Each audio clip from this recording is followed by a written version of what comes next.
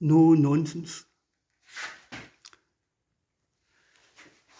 I kind of like nonsense, but there'll be no nonsense. No nonsense. Again.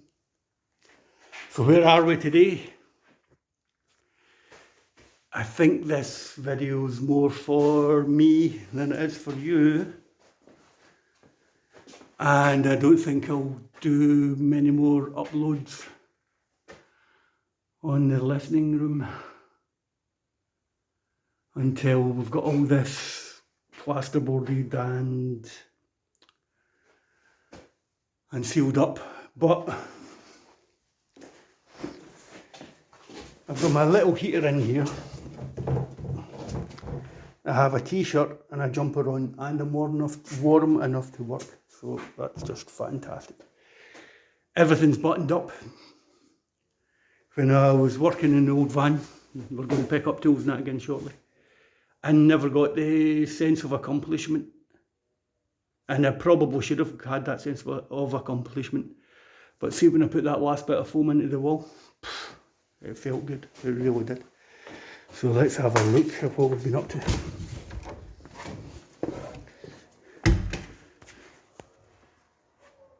I over-engineered the life out of it. I wanted it to be rigid. So you can tell it's making a good noise. It's making a bass noise. There's nothing rattly or reverberant. This is going to get skinned. I've spent a lot of time filling air gaps in to make the structure airtight. And what did I do yesterday? Any gaps that were anywhere in the woodwork, I've put caulk round about them. So the mission is to try and get the places airtight as we possibly can make it, and we're pretty close.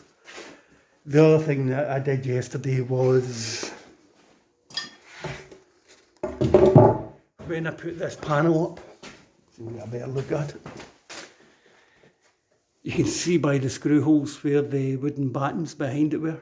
When I put this batting up, I went round about the outside of all the wooden uprights, the things there, with that decorator's caulk. Put it on and screwed it. Now when I hit it, right, so it's going to be nice and quiet. It's making a dull thud. This one I didn't do it to, and it's making a different pitch of noise. So I think any panels that I put up, there might be a cheaper way of doing it than using that stuff, but any panels I put up, I'm going to follow where the plasterboard goes with caulk behind it to try to get it near the tight seal, and to try to change the sizes of air gaps behind where the plasterboard is. That one's making a nice bass of resonance, that one's more mid-range. Maybe that's a good thing. Maybe it's a good thing. If all the panels resonate at different points, there'll be less chance of the room resonating and building up standing waves and notes that we want rid of. The other thing that I was thinking about, there's loads of plasterboard left. And my diagram looks like a pyramid. Come on, phone, focus. Right. So, no, for goodness sake. These daft lights. What I was thinking, when the plasterboard's up here, should I put offcuts of plasterboard on the wall in different places? The idea being the distance between that wall there and that wall there is constant. Now there's going to be soundproofing and insulation in that gap and all the way back to that wall, so that's going to give us a massive big bass strap across the front. But if we use offcuts of plasterboard and screwed them randomly in there, it means that that dimension of the room changes. So that could drop a resonance and give us more what? More density. The walls would be a bit thicker and it'd be quite random up.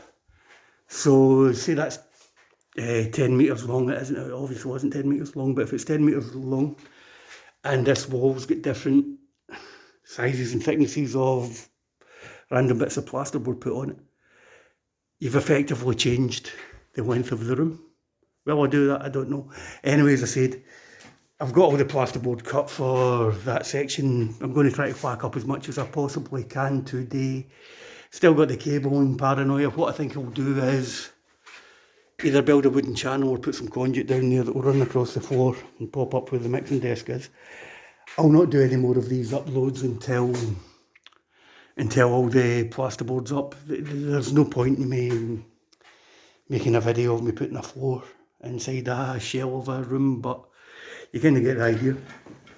So yesterday I put that piece of plasterboard up. As soon as you do one, the entire environment changes really quickly. It really does. It's amazing how fast that changes your world. But working in the doors, that was 4 or 5 weeks. I wasn't working 4 or 5 weeks on them constantly. Obviously, I've got to go out and earn a crust, but that took a long time. But I'm very, very happy with them. The finish is going to be great. So I don't know what number this is, 7 or 8. Next time you see the place, it's insulated. A little fire's on. We'll be taking no nonsense from anybody. And the next time you see the place, all this will be plasterboarded up, and we'll be looking at the first phase of the electrical installation, the flooring, and the data and signal cables that we need to get everything in a home or a budget studio rocking and rolling. Alrighty, tighty. Right, thanks for watching. We're getting there, aren't we? We really are getting there. Right, fantastic stuff. Right, bye-bye.